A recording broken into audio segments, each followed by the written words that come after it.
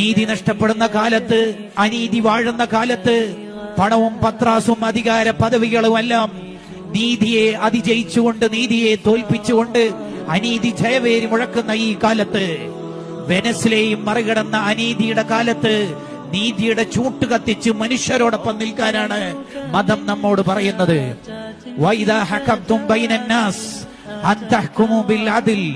വൈജാത്യങ്ങളെ മാറ്റിവെച്ച് മനുഷ്യരോടൊപ്പം നിങ്ങൾ നീതിയുടെ കാവലാളുകളാവണം എന്നാണ് വിശുദ്ധ ഖുർആൻ പറയുന്നത്. അവിടെ മതത്തിന്റെയോ ജാതിയുടെയോ വർഗത്തിന്റെയോ വൈജാത്യങ്ങൾക്കപ്പുറത്ത് മനുഷ്യരോടൊപ്പം നിൽക്കാനാണ് ബൈനന്നാസ് അൻ തഹ്കുമു ബിൽ അദ്ൽ, നീതിയോടൊപ്പം നിൽക്കണം.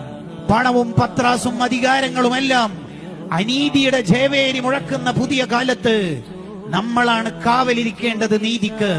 ഈ രാജ്യത്ത്, ഈ നാട്ടിന്, ഈ ലോകത്ത് നീതി